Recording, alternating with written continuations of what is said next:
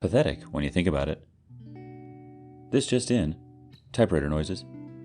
Apparently, my former roommate felt the need, at some point recently, to email one of my friends. Apparently, to let said friend know I made up the whole she cheated thing. First of all, it's been over 6 weeks. I've moved on. Second, as I see it, if someone feels the need to go out of their way to message someone to let them know that whatever you heard about ain't true, it's true. Just saying. If you were innocent, would you feel the need to go on an actually it isn't true, no really, never happened to her? Come on. Pathetic, really. I've accepted my mistakes in that whole debacle, and I am in treatment to learn why and to learn how to choose a better partner in the future. While she, apparently, is screaming, "Fake news!" to whomever. Typical covert narcissist. Gaslight, shift blame. Really sad. Update. From no contact to ghosting. How to handle a cheater in 2022. Today is 7 weeks since I called out my former roommate about her cheating. 7 weeks since I told her that I knew. 7 weeks since I told her that we were done, that her presence in my home was no longer welcome. 7 weeks since I kicked her the F out. It is also 7 glorious weeks since I ghosted her. Back in my day, it had a much more clinical term, no contact. I've had bad relationships before. I've gone no contact before. Now, at age 48, after wasting age 39 through 48 with that narcissist, emotionally abusive former roommate, I much prefer what the kids are calling it today. Ghosting. Has a much more mysterious air about it. You become a ghost. You just fade away. To them, you no longer exist. To me, I've just blocked her from all forms of communication, deleted every email, photograph, card, letter, social media post, am editing her out of my 7-year-old blog about my cats and tech, and have donated tons of crap she left behind when she ran off in fear and shame to the local Goodwill. When she sees other people wearing her Skechers, all she will think of is, I'm a ghost. All my friends have blocked her as well. I'm told that she has even messaged 1 or 2 of my not close Facebook friends in an attempt to shift the blame on me. The cheating? He made it up, was the apparent message. Without success, I might add. One such Facebook friend, upon informing me of said message from her, responded with the quite effective, as if. That, dear friends, is the effect. Or is it the effect of ghosting? So to those of you who post their stories and ask, what should I do?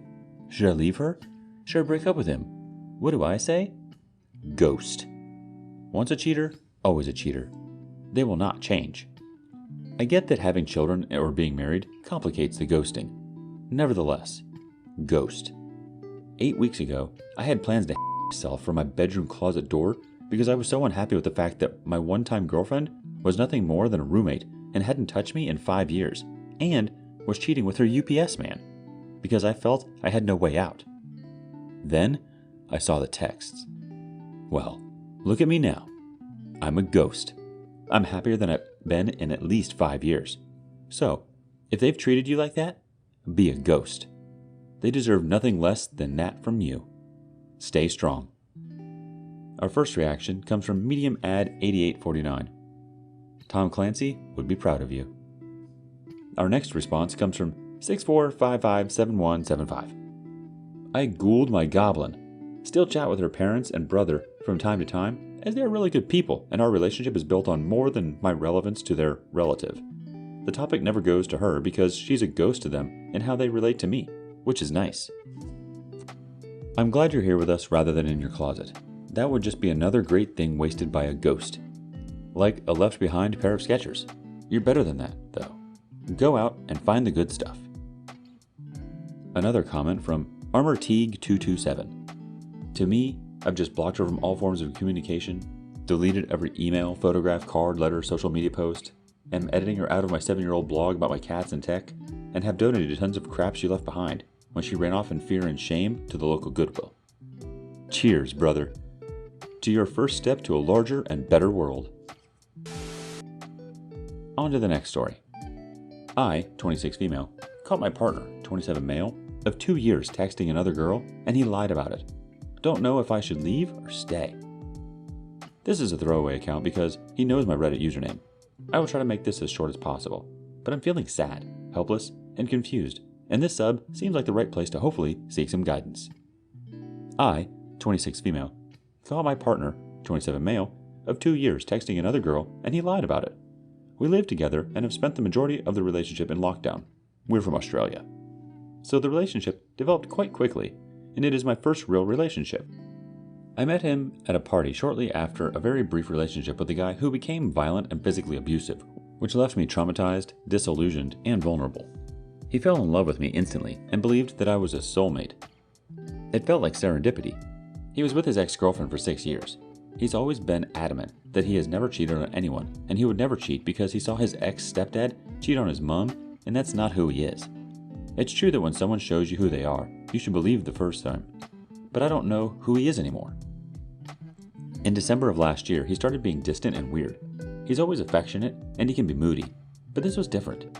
I had this really strong gut feeling something was off, so I asked to go through his phone. He's always given me access to his phone, which gave me the impression he has nothing to hide. He became angry and defensive, and called me paranoid and psycho, and threw his phone on the couch.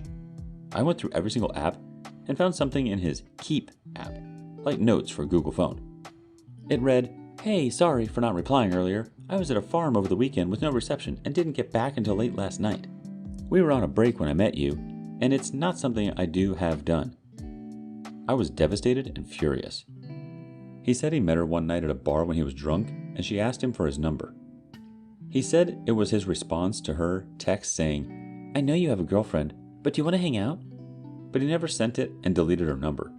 He said he did it because he was feeling sad and unsure about the relationship because he thought he couldn't make me happy. But he realized he really wanted to be with me and felt so guilty it was eating him up inside. And that's why he was acting distant. I guess we were in a bit of a rough patch, but we had made up when this supposedly happened. Our arguments were mostly me being upset about his lack of effort and feeling neglected in the relationship. He's not the best partner. He's lazy, doesn't cook, doesn't clean. He basically makes a lot more than I do, so he does help provide for me in that way. Though he is irresponsible with money and doesn't save anything, which is worrying when he says he wants to build a future with me. He spends most of his money on tobacco, Ubers, takeaway food delivery, and cocaine on the weekends, which is $300 a gram over here. He lost his job during the first wave of the COVID-19 pandemic and got paid out $14,000 and spent all of it in 3 months. The government allowed early access to superannuation for people financially impacted by the pandemic, and he withdrew the entire $20,000 and it's gone. He's also quite emotionally immature and has highly narcissistic traits and tendencies, which have now surfaced in a way I have never imagined. He's a good-looking guy, he's charming, and he's flirty, but he says it's just part of his personality. Anyway, I was panicking and crying and I was ready to leave him, but he apologized profusely and told me he only wants to be with me and begged me to give him a second chance. So I did. The things were okay for a while, but some days it just hit me again and I couldn't move past it, which made him angry because he just wanted to forget about it and pretend it never happened. I couldn't trust him, and all I wanted was to talk to this girl to find out what really happened and wouldn't stop until I did. So I did some digging and found out the truth. I went into his laptop, which is synced with his Google account. I went through his recently deleted contacts, and there was one that wasn't there before, which was strange because he has heaps of random numbers in his phone and never deletes them. It was saved under Alan Cafe. I called the number and a girl answered. I hung up straight away, added the number to my contacts and found her name through Snapchat. I asked him, "Who's Alana?" And he said, "What are you talking about? I've never met anyone named Alana." I dropped it, and the next day I texted her and asked her if she was the girl who had been talking to my boyfriend. She replied and told me he asked her for her number while she was at work in December last year. She said she had no idea he had a girlfriend, and they messaged for a bit, but never saw each other. She sent me screenshots of their conversations, and I felt like I was going to pass out. She said she found him on Facebook and saw me in his picture and asked him if I was his girlfriend, to which he said, "Yes and no. I'm not really sure what we are right now." She asked him if he usually messages girls while he's in a relationship, and he never replied. He was lying in my lap when I showed him the messages, got up, and went into the bedroom. I didn't cry, Didn't get mad. I just sat there while he told me he was sorry and how much he hates himself. He says he will do anything to make me happy again, but he hasn't really done anything to even try to make me feel better or earn my trust back. My dad left me the key to his apartment. He lives on the coast with his fiancée. So a few days later, I just packed my bags and left while he was out. I could stay with my friends, but I just feel like a burden. The loneliness is excruciating, even though I already feel so alone in the relationship. I thought I needed some time alone in a familiar environment, but it's not healthy for me to be alone when I'm depressed, as this has led to me abusing alcohol and into the psychiatric hospital in the past. I have struggled with depression and anxiety for 10 years, and have been an inpatient in a psychiatric hospital 3 times. I didn't hear from him, so I called him the next day. He said he was really upset, and he wanted me to come home, so we could work it out and talk. So I came back, and we kissed and made up. We've still been having sex, but I don't look at him that way I did before. I don't know if I will ever be able to trust him again, and I don't know whether it's worth the incessant paranoia and insecurity. The anxiety and the intrusive thoughts keep me awake at night, and I already have trouble sleeping.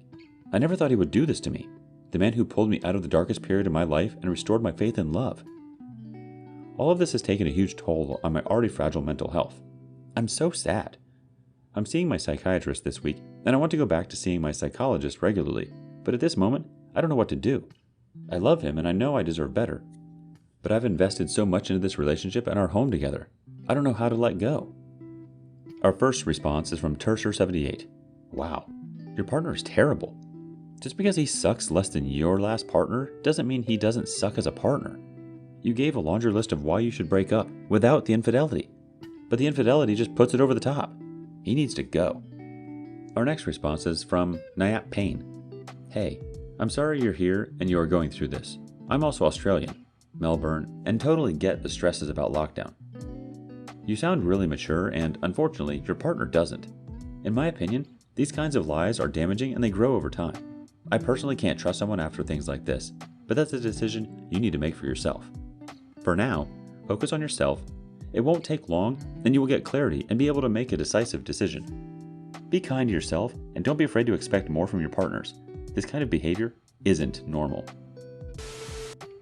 On to the next story. Not attracted to my husband anymore after he cheated. A year ago, my husband cheated on me with a coworker. That lasted a month. They kissed and flirted. He swears she kept coming on to him and he didn't like her like that. That she pecked him, but he didn't like it. As if. I find it hard to believe a girl randomly tries to kiss a married man with kids without being invited. We have kids together, so I've been trying reconciliation because he kept begging for me. A year has passed and he's been doing everything he needs to. Cleans and cooks dinner, never on his phone, got into therapy, got a remote job, very present with us, a great dad. He's doing pretty much everything I need him to, but I'm not attracted to him anymore. I don't love him like I used to before this happened. I loved and trusted him so much. Now I don't, and I can't help it. I was so heartbroken a year ago. Now he could do this again, and I would feel nothing. We just coexist for the kids, and he keeps promising I'll get feelings back. I desire to be in love. I have a really high libido, but I do not want to be sexual at all with him. He's disappointed on how much my feelings changed, but I can't help it. He keeps saying he'll fix it. He tells me he loves me every day, but I haven't loved him since this happened. I don't love him anymore. Anyone in this situation? Did it ever come back? Our first response comes from Professional Pilot 45. Consequences.